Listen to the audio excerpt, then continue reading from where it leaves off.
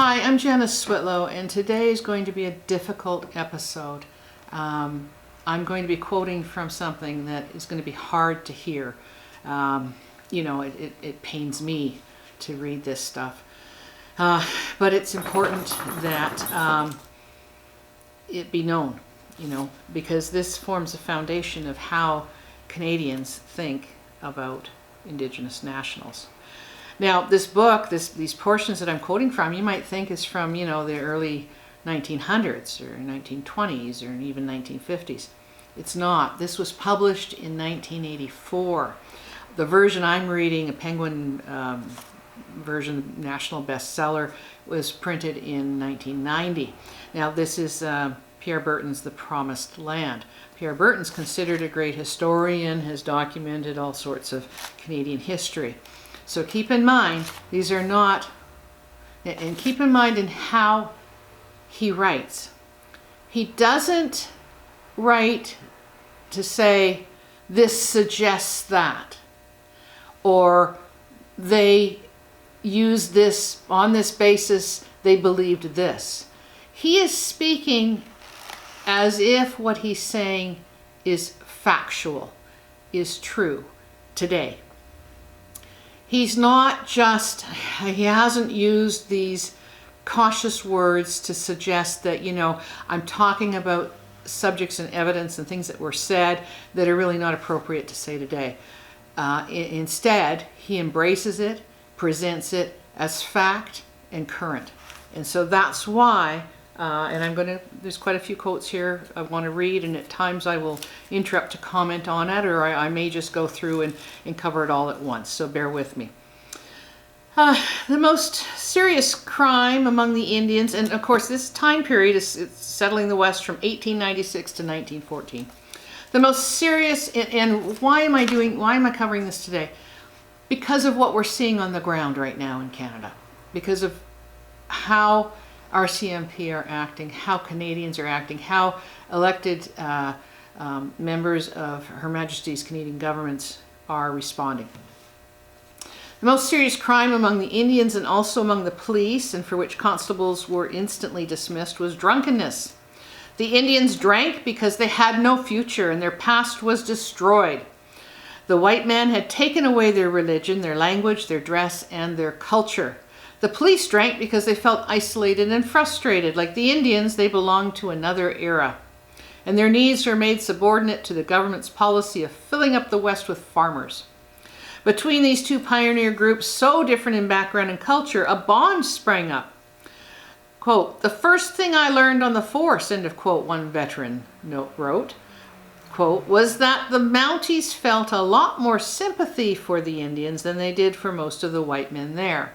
Well, we've seen that's no longer the case, that has actually reversed if we go on what we're observing in Canada today. Both were victims of departmental penny pinching. As in most elections, the Liberal Party in 1896 had attacked what it called lavish spending by the Tory government. When Sifton took over, he slashed away with a will. Personnel were dropped, agencies reorganized, salaries reduced. The Indian Department had had its own deputy minister, but Sifton made two jobs into one, giving both the Indian Department and immigration to James Smart, who, knowing nothing about Indians, paid very little attention to them. When in 1902 the Indians again got a deputy minister in person of Frank Pedley, the section was still the poor relation of Sifton's organization. Sifton's overall budget was quintupled during his tenure. That of the Indian Department went up by a slim 30%. Rations were slashed. One civil servant expressed the general philosophy when he declared that the natives would never be self-sufficient, quote, "if officers continue the system of handling Indians through bribing them with food." By 1905, the various tribes were making do on 3/4 of a pound of food less per head per day than they had received in 1897. One Indian agent went so far as to suggest that this belt tightening was to the natives' benefit because, quote, "not only have these supplies been saved to the government, but it has tended to make the Indians more self-reliant and industrious and consequently more easily handled."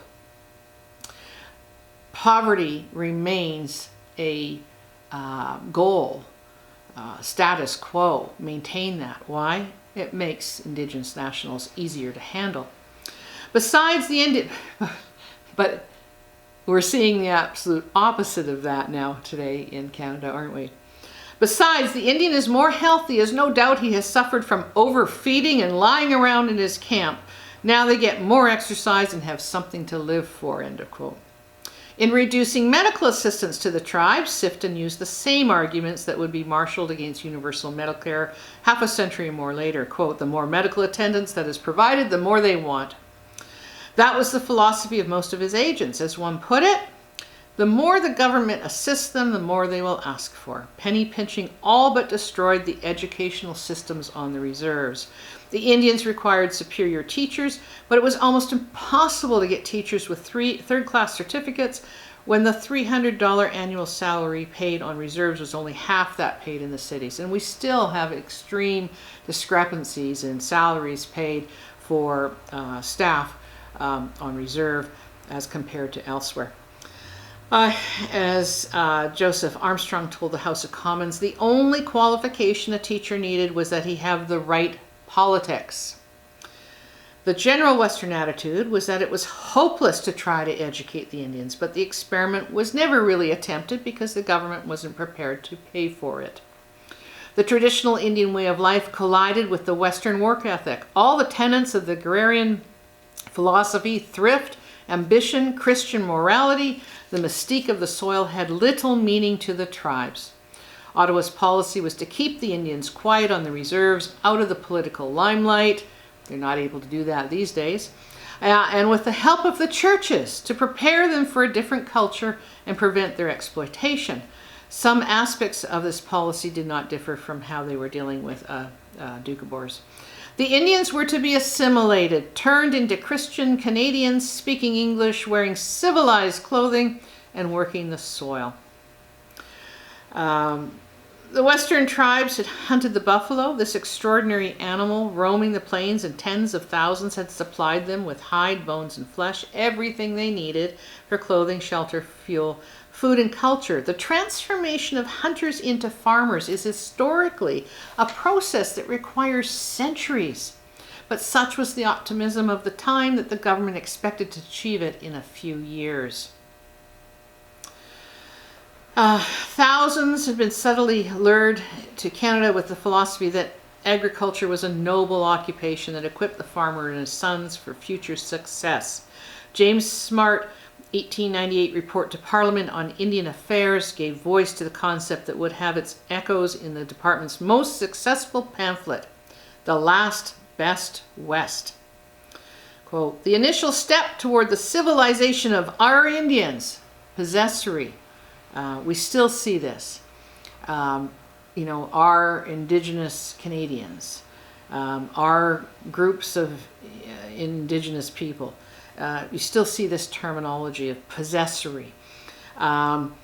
Should be their adoption of agricultural pursuits. Cultivation of the soil necessitates remaining in one spot and then exerts an educational influence of a general character. It keeps prominently before the mind the relation of cause and effect, together with the dependence upon a higher power. It teaches, moreover, the necessity for systemic work at the proper season, for giving attention to detail and patience in waiting for results. It calculates, furthermore, the idea of individual proprietorship, habits of thrift, a due sense of the value of money, and the importance of its investment in useful directions.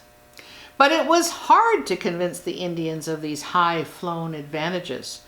They didn't give a hoot about the future. You can see why I find this so distressing to read myself and to share with you.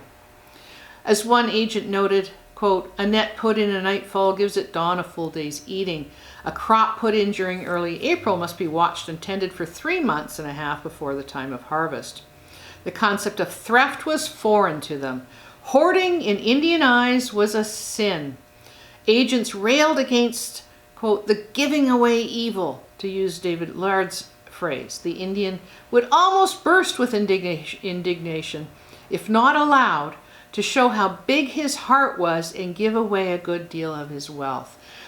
This economic system of giving away purely an economic system, because what many don't realize is that in that giving, it actually creates a debt, and that person, while it appears he has left with nothing, he's actually left with the promise of receiving in the future. The concept of giving without expectation of receiving, and then that reciprocation that takes place later. This was a very sophisticated economic system that was outlawed. Potlatches, for instance, were outlawed. And what an incredible how this was seen as sinful and evil, right? To not hoard, right? Who indeed is more progressed as a human being? Those who had found out through the course of their long existence that this way of distributing wealth and sharing and caring was critical to sustainable futures, or what we have now, what's taking place.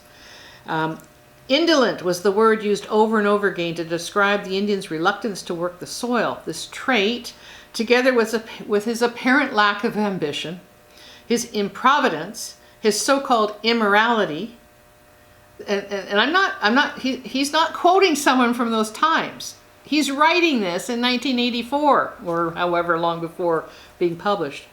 His impotence, his so-called immorality, his refusal to espouse Christianity, in short, his inability and disinclination to conform to white standards baffled and frustrated the Department of Ottawa. This frustration was expressed in the government's attempt to stamp out the Sundance, the one rite above all others that had an enormous religious and sociological significance for all the Western tribes. The Sundance, with its days of feasting, ceremony, giving, and ritual, can be described as roughly equivalent to the white man's Christmas in importance. To forbid it was akin to forbidding all Yuletide festivities, it's been a long day, in a Christian society. Not too much more. In a few years, it may be hoped that these foolish practices will die out, but measures must be taken to hasten their end. They are vestiges of savage life, and while they continue, the work of civilizing must be comparatively at a standstill. The farming instructor, the teacher, and the missionary cannot accomplish much among people who give themselves for weeks together to the excesses of a heathen celebration. The natives preferred their own religion, which fitted in with their philosophy of living for the day. Now, we have a lot of people trying to teach themselves mindfulness, in many areas. For instance, I'm working on weight loss, which is difficult, and they say, well, do mindful eating. So it's this concept of being the present. But to suggest that that's all they live for is absolutely incorrect. They live for future generations. Their worldview and Indigenous nationals are compelled to protect the land for future generations. 7 generations hence is that framework of decision making. That's not living for today. That's sacrificing for today to provide for the future. That's giving today so that others will receive. In the Blackfoot faith, for example, there were no rewards or punishments beyond the grave. These were earned or suffered in everyday life. The Indians did not have what one agent called the sacred appreciation of virtue. The white attitude baffled them just as theirs baffled their white protectors. The inspector of Indian agencies in Manitoba referred to the Long Plan Bane as an all-round hard lot because they cannot understand why the government interferes in what they call their religious worship. Few became bona fide Christians, although a great many saw the advantages in pretending. One Indian woman at Stony Plain, Alberta, became a Methodist, Roman Catholic, and Presbyterian, and works the 3 successfully to the tune of numerous blankets, quilts, clothing, and other presents. The wonder is that, given the prevailing attitudes, some natives actually did become successful farmers and ranchers, this in spite of strong attempts to persuade them to sell off portions of their reserves under the pressure of advancing white settlement. The Edmonton Bulletin declared, The Indians make no practical use of the reserves which they hold. Where the land is good and well suited for market, white men can turn it to much better account. It is a loss to the country to have such lands lying idle in the hands of the Indians when white men want to use them and are willing to pay for them. Is that not what we still have happening today? Push aside the Indians, only now we have the Section 35 doctrine that says this is the lawful way that you can push them aside. Why? Because of what I've just read, right? This concept that, they're not using it, they don't know how to use it. White men are better at making money, and if, this is what we need to, as a society, make sure happens. Speaking about the RCMP again, they were an imperial force implicitly charged with maintaining a British Canadian West as opposed to a European or American West. Their numbers were largely elitist. 80% of the officers came from upper rank Eastern Canadian families, members of the governing class. So here you have an extension of the governing class presenting itself in the operations and the personnel of the RCMP. Half the rankers and NCOs were born in Britain. They understood their role to mold the West to their own ideals. Our mission, I take it, Superintendent Sanders wrote from Regina in 1907, is to firmly establish the fundamental principles of British law and order among the different nationalities. Now notice, recognition of nationalities, Indigenous nationals, Indigenous nations, but going to RCMP being a tool to see to it that that is going to change. And isn't that what we're seeing now? We're seeing RCMP acting to undermine, with respect, Indigenous nations' ownership of land. The Northwest Mounted Police were the pioneers of settlement. They carried into the territories the worldwide maxim that where the British flag flies, peace and order prevail. Well, that's certainly not been a successful strategy. And one final point. But Sifton was human too. All the old-time liberals who he had brought into the department, that's Indian Affairs, were making a good thing out of their positions. His closest friends and liberal allies, including his own brother-in-law, were enriching themselves because of his political power. Everybody was doing it, including several of his fellow cabinet ministers. Was Sifton alone immune? He had started with nothing, yet he lived far beyond his salary in a style more splendid than did any of his colleagues. When he died, he left a fortune worth close to $20 million in 1984 dollars. Did he come by it honestly through clever investments in real estate and transactions? There's nothing on the record to say that he didn't, but in the Duke of Wellington's memorable phrase, everybody who would believe that would believe anything. So this manipulation, this coercion, instead of actually serving to protect, treaties in place, instead of having wars, we're going to get along. Here's this is supposed to be protection coming. And instead, it was all about I'm using the current term, RCMP, Northwest Mounted Police, going in to make sure this is going to be an area of British law, notwithstanding there's treaties, which did not have Indigenous nations capitulating. They did not wave the white flag, sue for peace, and say, okay, we give up. This is now your land. This is only your law that applies. That's simply not the case in Canada. And yet we've had all this consistent effort. Is it any wonder that Indigenous nationals are saying, enough. This is enough. You have been attacking us for so long. We're not going to stand for it anymore. We now have a generation who have not, even though they've been primed to, and I referenced that episode, they've been primed to view things a certain way. We're getting past that. They are not prepared to accept this kind of treatment any further. It's time to get back on track to what the treaties set out and how this relationship is supposed to work. And that's all I have to say.